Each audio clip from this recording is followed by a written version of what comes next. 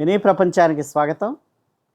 ఆంధ్రప్రదేశ్లోని ఉద్యోగులు ఎంతో కాలంగా ఎదురు చూస్తున్న బదిలీలకు రాష్ట్ర ప్రభుత్వం గ్రీన్ సిగ్నల్ ఇచ్చింది.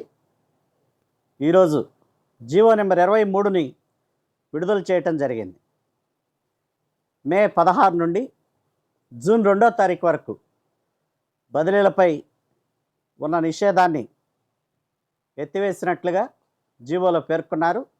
జూన్ 3 నుండి తిరిగి నిషేధం అమల్లోకి వస్తుందని చెప్పి ప్రభుత్వం విడుదల చేసిన జీవోలోనే పేర్కొనటం జరిగింది.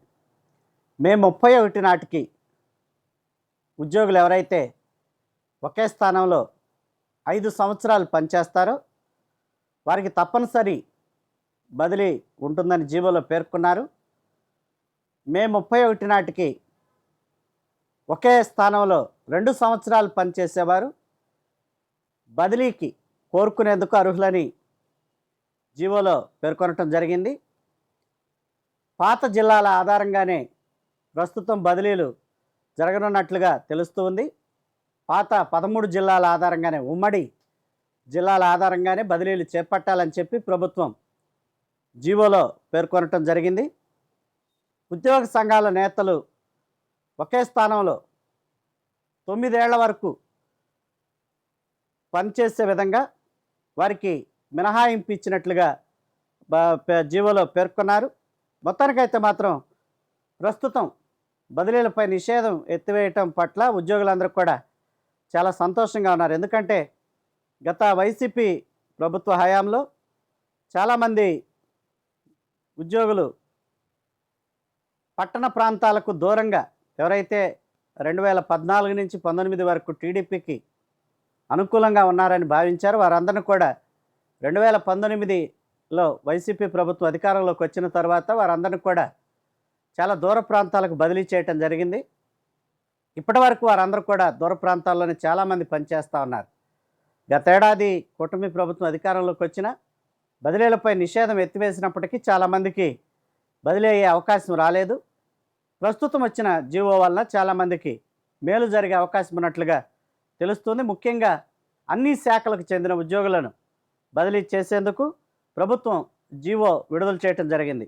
2024లో కూడా కూటమి ప్రభుత్వం అధికారంలోకి వచ్చిన తర్వాత జీవో విడుదల చేసినప్పటికీ కొన్ని శాఖల ఉద్యోగులను మినహాయించడం జరిగింది. వ్యవసాయ శాఖ సీజను మధ్యలో ఉంది, ఆరంభమైంది అన్న ఆలోచనతో వ్యవసాయ శాఖతో పాటుగా వ్యవసాయ అనుబంధ శాఖల బదిలీలన్నింటిని కూడా అప్పట్లో ప్రభుత్వం నిలిపివేయటం జరిగింది.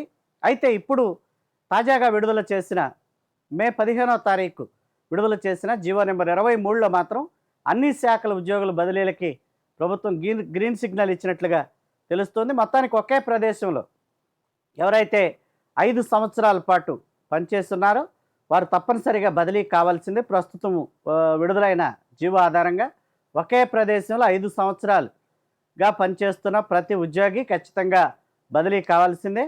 ఒకవేళ ఎవరైనా బదిలీకి అర్జీ పెట్టుకోవాలనుకుంటే వారికి మాత్రం 2 సంవత్సరాలు పనిచేసిన వారికి అర్హత ఉన్నట్లుగా జీవోలో పేర్కొనడం జరిగింది.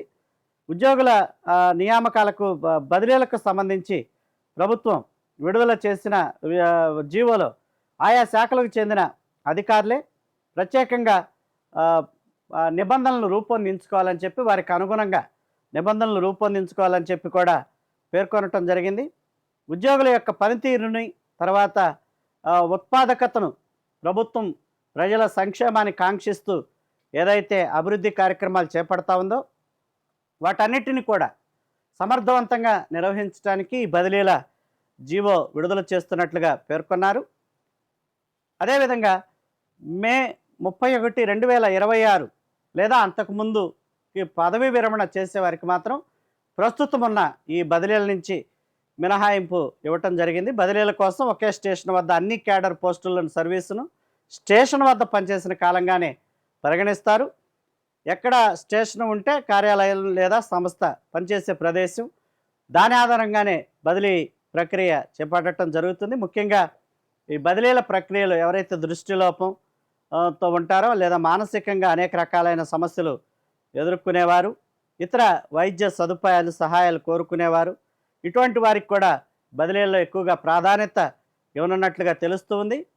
40% లేదా అంతకంటే ఎక్కువ వైకల్యం ఉన్న ఉద్యోగులు వైద్య కారణాలు మీద ఆధారపడేవారు బదిలీ కోరుకునే అవకాశం ఉన్నట్లుగా తెలుస్తుంది. కారుణ్య నియామకం పొందిన వారు, వితంతు మహిళా ఉద్యోగులు కూడా వారు ఈ బదిలీ కోరుకునే అవకాశము ఉన్నట్లుగా తెలుస్తుంది. భార్యాభర్తలు ఇద్దరు ప్రభుత్వ ఉద్యోగులైతే వారిద్దరిని ఒకే స్టేషన్లో లేదా ఒకరికొకరు దగ్గరగా ఉండే స్టేషన్లో పోస్టు చేయడానికి ప్రయత్నించాలని చెప్పి జీవోలో పేర్కొనడం జరిగింది. ఒకవేళ ఇద్దరు భార్యాభర్తలు ఇద్దరు కనుక ఉద్యోగులైతే వారి ఇరువురిని దగ్గరలో ఉన్న ప్రదేశాలకు బదిలీ చేయాలని చెప్పి జీవోలో పేర్కొన్నారు. ఈ మార్గదర్శకాలన్నిటిని కూడా ఆయా శాఖలు ప్రత్యేకంగా రూపొందించుకోవచ్చు.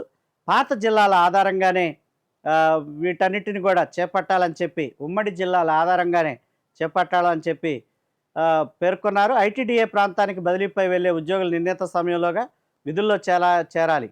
అలా చేరని ఉద్యోగులపై క్రమశిక్షణ చర్యలు తీసుకుంటామని చెప్పారు. మొత్తం మీద అయితే మాత్రం ప్రస్తుతం విడుదలైన జీవో ఆధారంగా చాలామందికి స్థానచలనం కలిగే అవకాశం ఉన్నట్లుగా తెలుస్తుంది. ముఖ్యంగా అనేక శాఖల్లో చాలా కాలం నుంచి కొంతమంది ఉద్యోగులు తిష్ట వేస్తున్నారు.